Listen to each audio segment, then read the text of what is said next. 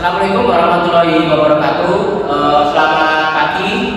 Kami dari kelompok 4 ingin mempresentasikan mengenai laborasi observasi teman customer relationship management pada UMKM Pupuk Lancar Berbuka.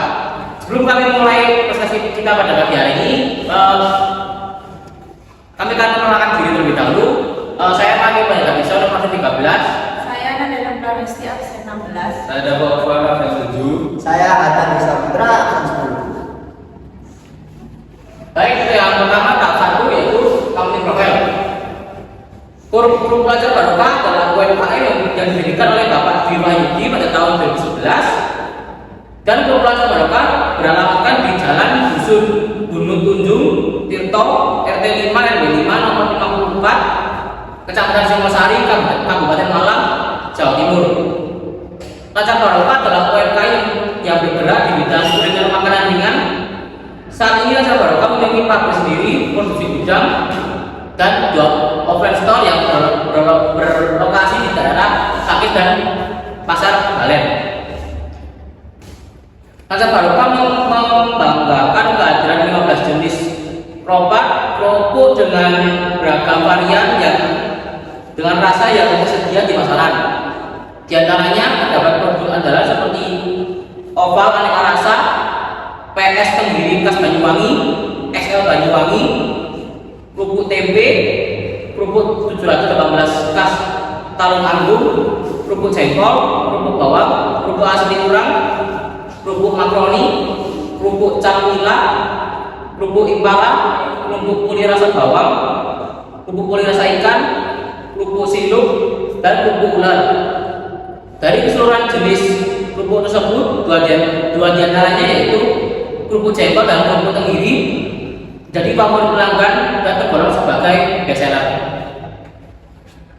Selanjutnya ada tahap 2 segmentasi pasar. Yang pertama segmentasi demografi. Bagi UMKM Pupuk Lancar Berbuka, segmentasi pasar ini merupakan salah satu proses yang dinilai sangat penting bagi pemilik usaha. Segmentasi pasar usaha ini dibagi menjadi beberapa segmentasi seperti umur, jenis kelamin, status, dan perkawinan. Selanjutnya segmentasi psikografi. Produk olahan kerupuk ini menargetkan produk mereka secara psikografis untuk konsumen-konsumen yang suka memakan sesuatu didampingi dengan kerupuk. Oleh karena itu, segmentasi pasar produk olahan kerupuk ini bisa dibilang universal dan bisa dinikmati oleh semua kalangan.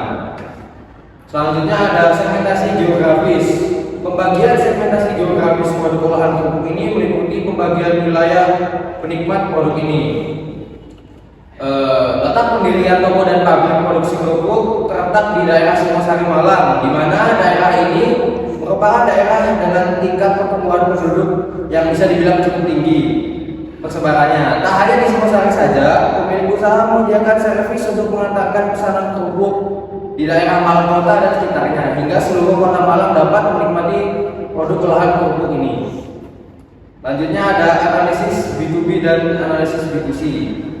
Pelaku bisnis B2B yang biasanya melakukan kerjasama dengan perusahaan Lancar Berbuka adalah restoran makanan yang biasa membutuhkan suplai pasukan kerupuk. Sedangkan bisnis B2C, customer biasanya datang membeli kerupuk untuk kebutuhan pribadi. Bisa dibilang dari semua kalangan, baik dari kalangan anak-anak, remaja, orang dewasa, orang tua, serta dari berbagai segmen.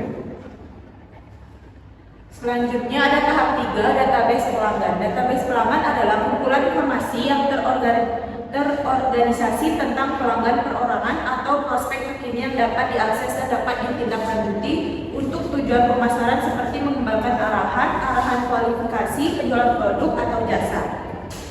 Database pelanggan mengandung lebih banyak informasi terakumulasi melalui transaksi pelanggan, informasi registrasi, data internet, dan semua kontak pelanggan. Dan idealnya database pelanggan juga mencakup informasi pembelian masa lalu pelanggan. Lancar Berbuka adalah salah satu UMKM distributor kerupuk yang mempunyai 15 jenis kerupuk yang berbeda-beda. Kenyataannya adalah Lancar Berbuka tidak memiliki database pelanggan yang seharusnya sebagai distributor harus memiliki informasi mengenai pelanggan mereka. Kami membuat jenis database Google Form.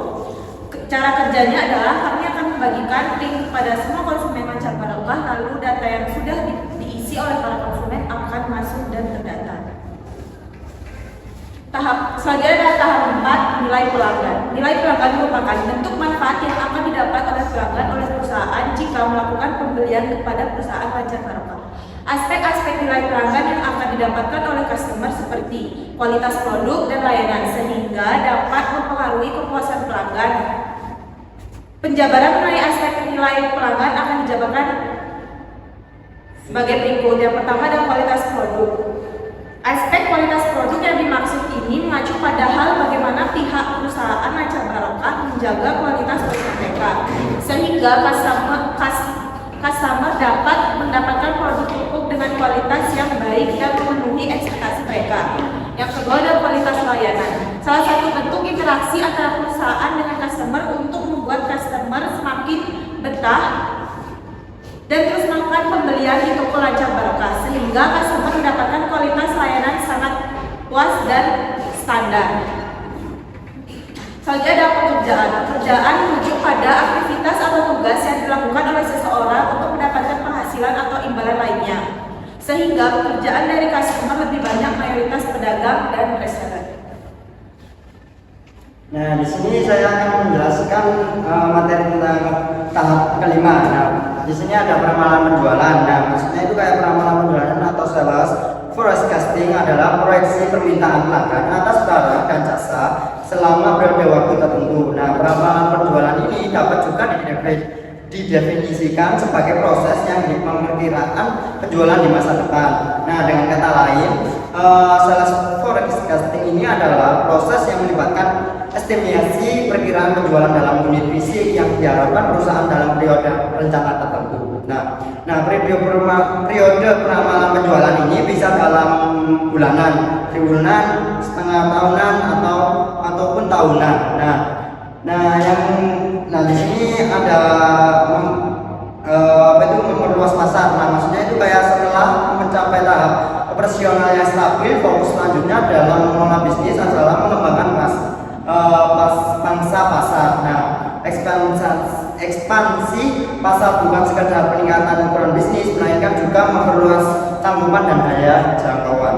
Nah, yang kedua ini ada inovasi produk dan layanan. Nah, maksudnya itu kayak mengintegrasikan produk dan layanan baru terlihat seperti langkah yang sederhana, tetapi pelaksanaannya memerlukan dedikasi dan kerja keras yang serius.